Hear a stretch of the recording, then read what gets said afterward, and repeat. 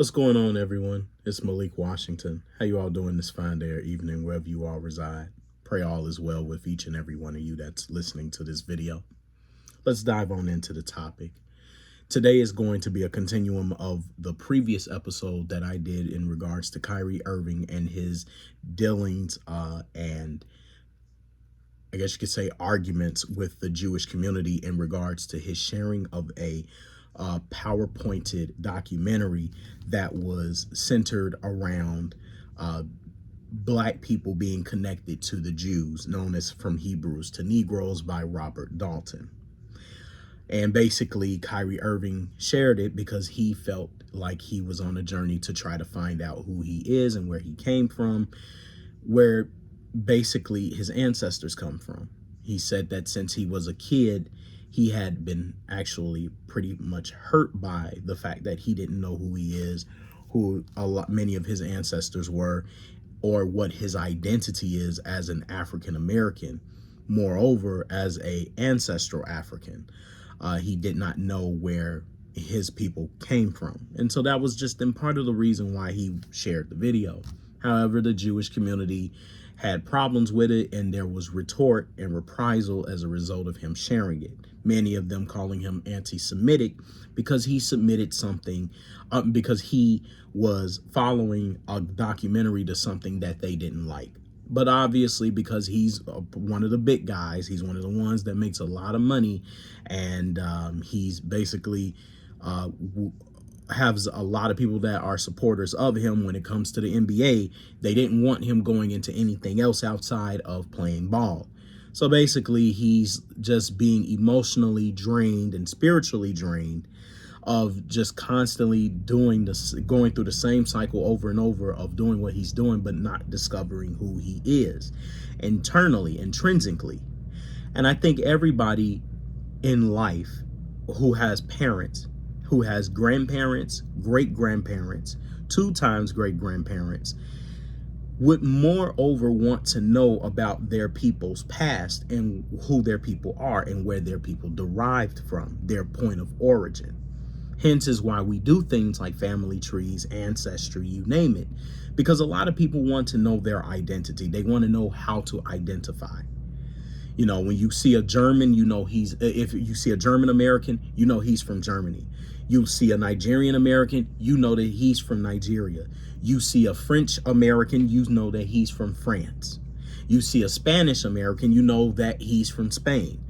However, when you look at an African American, what does an African American know about his or herself as far as their identity is concerned? They know that their ancestors come from Africa, but yet they call themselves American. And yes, while everyone wants to say, well, we should just all be labeled as Americans, that is true if you are born here nationally. But what about ancestrally? Where are your people from? African American, majority of them couldn't tell you. They couldn't tell you what specific country in Africa they come from. But an African that was born in Africa could tell you specifically where they come from. But the African American that was sold here as a slave, he or she couldn't tell you that. And you know why? Because the slave masters made sure of it, that Black folks who were slaves could not understand who they are, where they come from, what language they spoke, you name it, what religion they followed, what their cultural precedents were. We wouldn't be able to know this. And that's why you mostly see why African Americans turn to a lot of different religious variants and denominations. You see a lot of them follow different tenets, different belief systems, different tenets. Or they simply stick to being American because they don't know where else to go. So they follow the Western sphere of thought, right? And not that they don't want to know where they come from, but honestly, they have no connection to the motherland, as we all like to call it. So they like to stick to being Americans. No problem with that. But I dare to think that most, if not everyone, whether if they're Black or non-Black, wants to know where they come from. And in Kyrie Irving's situation, that is the case. All he simply did was share a PowerPointed documentary, which some find poorly made. Others find the information to be resourceful, but questionable. Nonetheless, people were viewing the documentary. Millions have viewed it now because of Kyrie Irving's influence of, you know, sharing it, and people wanting to know what's all the hullabaloo about in regards to, him just sharing this documentary. What about it? What's so interesting about it?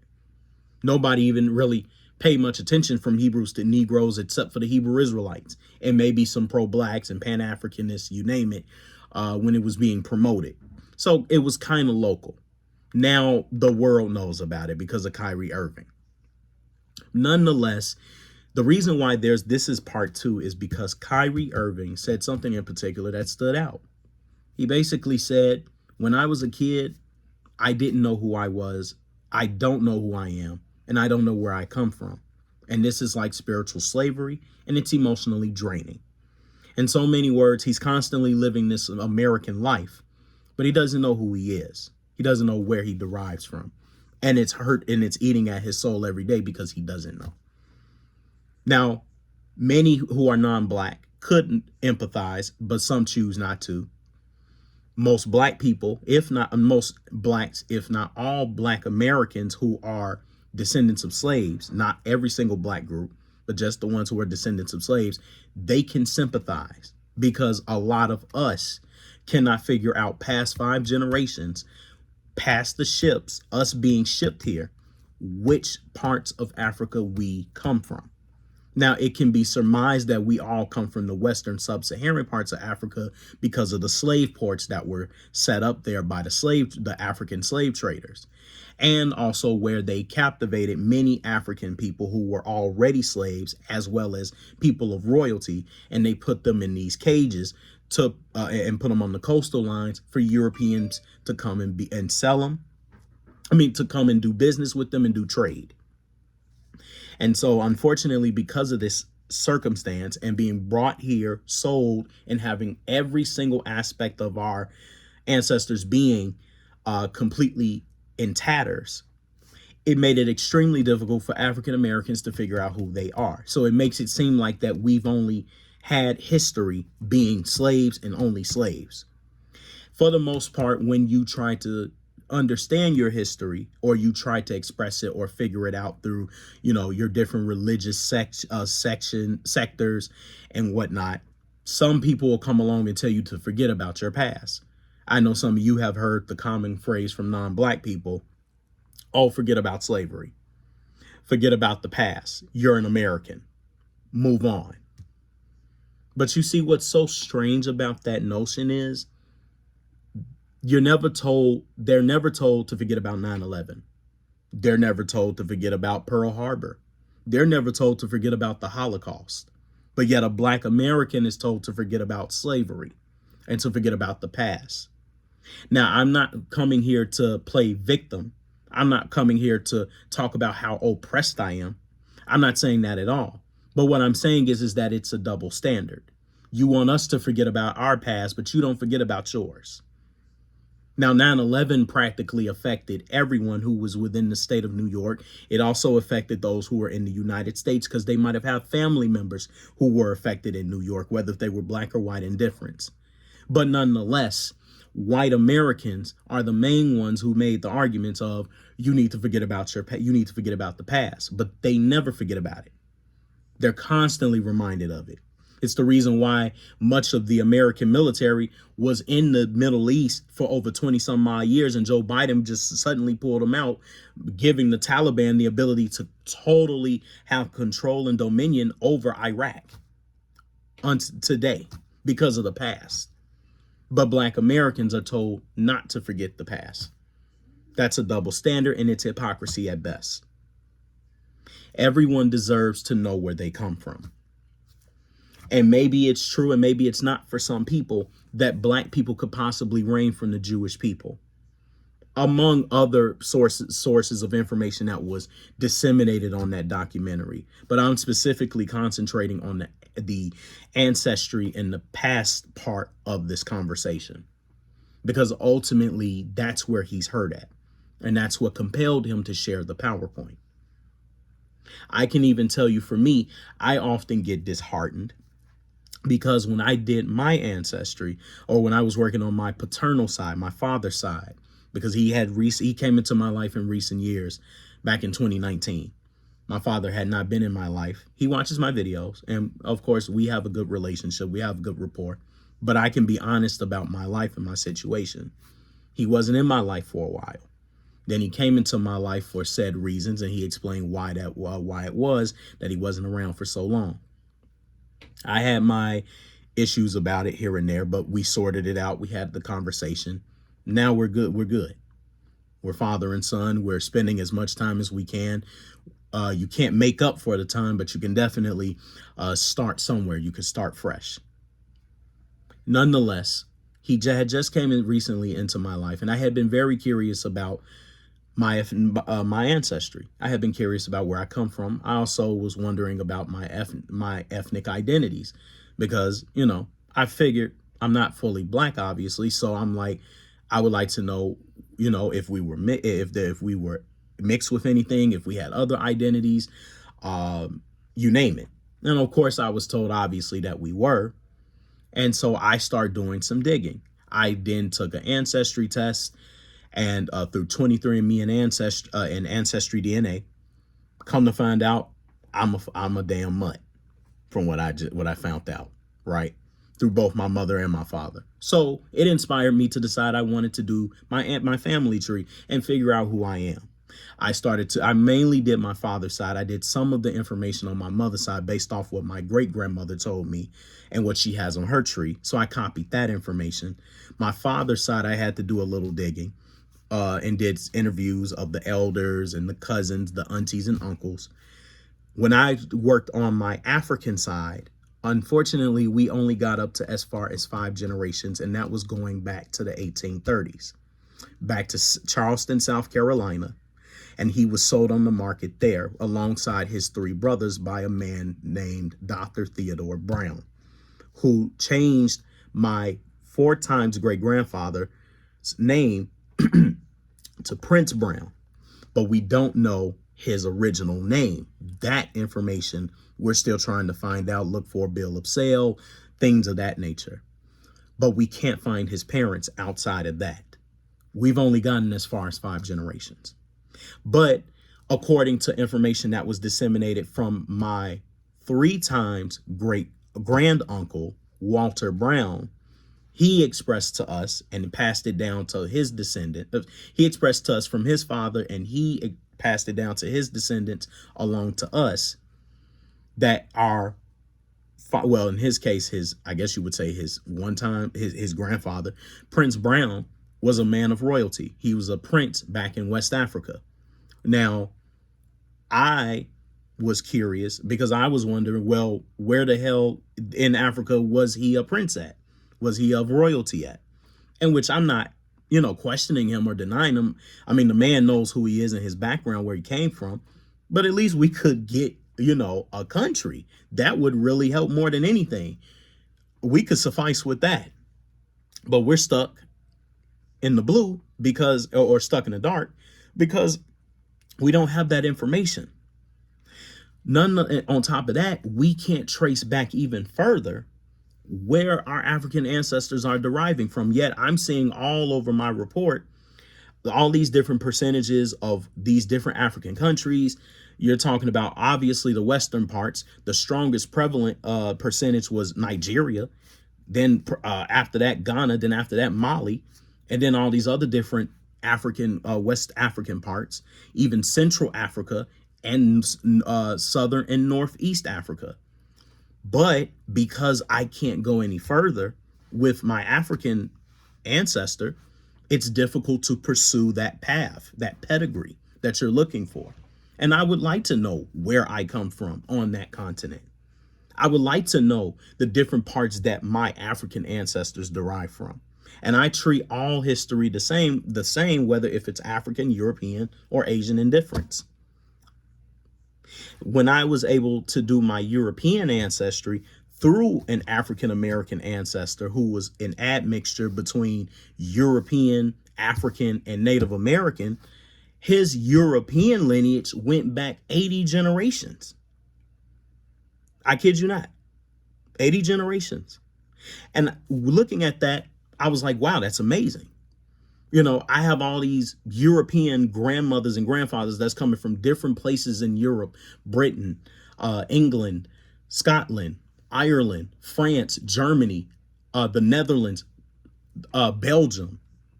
I mean, I kid you not, Italy, all of these different places, Switzerland, Poland.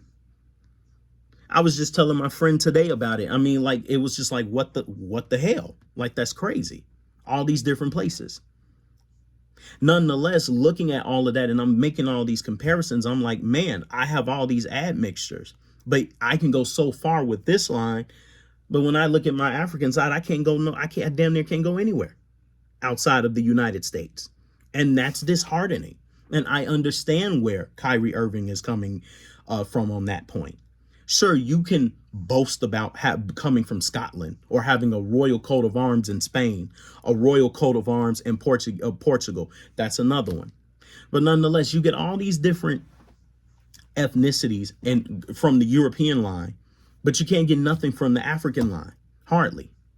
You have to guesstimate it from your ancestry report and possibly may have to live and die knowing that you're not going to know where in Africa your people come from. I mean, hell, we may obviously have African cousins in Africa that exist right now, but we can't meet them because why? We don't know who our grandfather and mothers were. So here I am, a prince, but I can't even go in Africa to see what land I'm a prince of. So that's disheartening. That is frustrating. Now, it's a blessing that we live unto today and we have descendants and we have cousins that live right now, right? Even though we don't have our ancestors from going past the ships, we do have each other. And I can respect that. And as far as my ancestry goes, being mixed and all that jazz, I'm appreciative of all of it. I take history objectively, the good and the bad. I can't help what happened back then. I can only focus on what is now. And unfortunately, the African history is still up for grabs. We still have a lot of work to do or to try to find leads or trails. We're not going to give up on it, you know, but a dead end is a dead end. A lead is a lead. And I'm only focused on the things I can change, not the things I can't. So the same thing goes for Kyrie Irving. He can only go by the things he can change, not the things he can't. Sharing that documentary didn't hurt the Jewish community. They felt hurt by it because they don't agree with a lot of the information that was portrayed in the video. But that's not Kyrie's fault. Blame the platform that's promoting the product, but moreover, blame the people that wrote the content, that made the content. He's not the one he's not the one that produced it. He just promoted it on his page. But everyone's getting upset at one man for sharing something, for trying to find out who he is. Everybody deserves to know where they come from. Everybody does. And nobody has the right to tell an African American what they can and cannot discover for themselves. We all day long tell them what they can and cannot do.